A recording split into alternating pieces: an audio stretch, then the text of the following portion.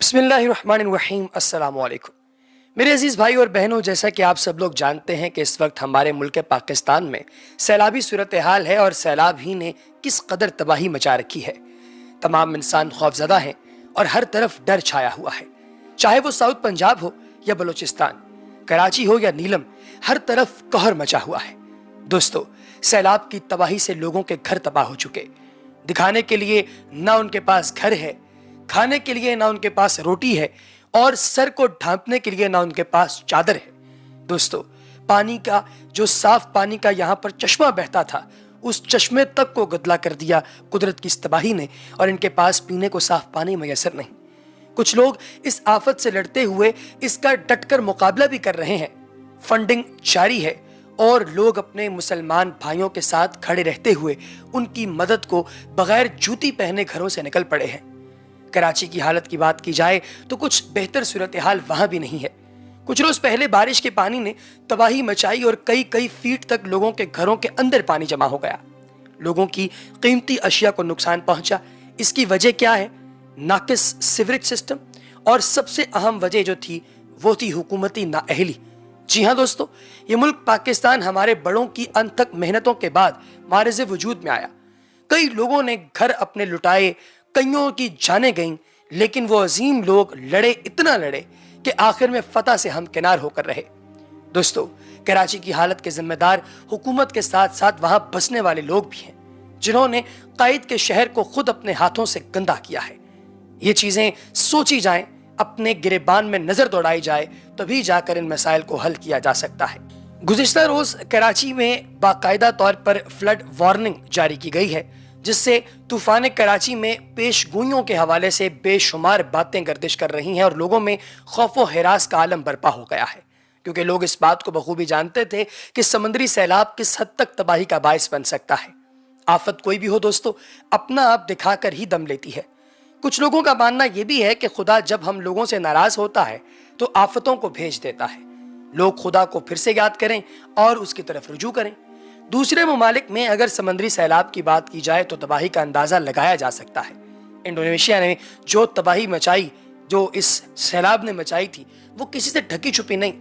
वहां पर भी कहा यह जाता है कि मस्जिदें इस सुनामी में महफूज रहीं, मस्जिदों को कोई नुकसान नहीं पहुंचा और लोगों ने अपनी जान जो है ये बचाने के लिए मस्जिदों का रुख किया था। गुज़िश्ता रोज दिन के वक्त ही अंधेरा छा गया और सियाह बादल लोगों के सरों पर मंडलाने लगे। दोस्तों, ये वाकई खौफ का आलम था जब समंदर में लहरें हरकत में आ गईं। चनाचे समुद्री साहिल पर एक मस्जिद में अब्दुल्ला नामी एक शख्स ने अजान देना शुरू कर दी। इस अजान से वो लहरें थम गईं। ये वाकई एक मौजज़ा था, एक ऐसा मौजज़ा जो किसी ने कभी न देखा न सुना। इस मौजज़े ने हर तरफ तहलका मचा दिया। इससे जाहिर होता है कि खुदा कितना अजीम है और बेशक तमाम दुनिया उसी की है और वही इस दुनिया पर बरतरी रखता है। आजान की फजीलत का अंदाजा कई और चीजों से लगाया जा सकता है, मगर ये एक मिसाली नमूना था जिसने साबित किया कि अजान दीन का अजीम जुज़्व है। अजान आने वाली बलाओं को रोक लेती है। कुछ लोगों का मानना यह भी है कि बेवक्त अजान देना दीन में वाजिब नहीं और बस 5 वक्त ही अजान दी जा सकती है, मगर प्यारे अहबाब, ये बात कहीं पर मौजूद नहीं। ना तो कुरान और हदीस के अंदर ये बात मौजूद है और न ही इस बात से यह जाहिर होता है कि अजान की वजह से कुछ ऐसा हो सकता है। अजान वैसे भी आम मौक़ों पर भी दी जा सकती है। दीन में अजान की मशूलियत का पस मंज़र कुछ इस तरह है कि नबी करीम अलैहिस्सलाम ने जब मक्का मुकर्रमा से मदीना मुनव्वरा हिजरत की तो वहाँ लोगों की तादाद में इजाफा हो गया, जिसके बायस नबी पाक सल्लल्लाहु अलैहि वसल्लम ने लोगों से कहा कि कोई ऐसी चीज़ बनाई जाए जिससे तमाम लोगों को औकात नमाज का पता चल जाए। बाद सहाबा ने कहा कि किसी ऊंचे मकाम पर आग लगाई जाए जिससे लोगों को पता चल सके। कुछ ने कहा कि जो नसारा हैं उनकी तरह नाकूस जो है वो बजाया जाए, और बाज़ ने कहा कि यहूद की तरह सींख बना लिया जाए। चनाचे कुछ साहिबुर राय सहाबा का कहना था कि आग तो यहूदी इबादत है, वो अपनी इबादत को जो है वो लोगों के सामने पेश करने और उसके लिए बुलाने के लिए आग जलाते हैं, और जो बाकी बातें बताई जा रही हैं ये भी जो है वो दूसरों की इबादत की हैं। नाकूस नसारा भी ऐलान के लिए बजाते हैं। तो अभी ये सारी बातें हो रही थी, कोई भी अपनी तजावीज़ पर डिफेंडेंट नहीं हो पा रहा था। तो इसी बारे में एक साहबी ने, जिनका नाम हज़रत अब्दुल्ला बिन ज़ैद था, انہوں نے دیکھا کہ یہ معاملہ بڑا اہم ہے اور نبی کریم علیہ الصلوۃ والسلام تشویش کے عالم میں ہیں، خود بھی بڑے پریشان ہوئے کہ دلی خواہش تھی کہ وہ یہ معاملہ جلد از جلد خود طے کر سکیں اور کوئی حل نکال سکیں۔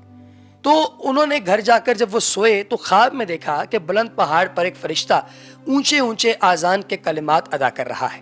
صبح آنکھ کھلتے ہی وہ رسول اکرم صلی اللہ علیہ وآلہ وسلم کی بارگاہ میں پہنچے اور اپنا خواب سنایا تو سرکار دو عالم علیہ الصلوۃ والسلام نے فرمایا کہ بے شک یہ سچا خواب ہے، اور فرمایا کہ بلال کو اپنے ہمراہ لو اور کسی بلند جگہ پر جا کر یہ کلمات ان کو بتاؤ اور وہ زور زور سے یہ کلمات ادا کریں کیونکہ ان کی آواز بلند ہے۔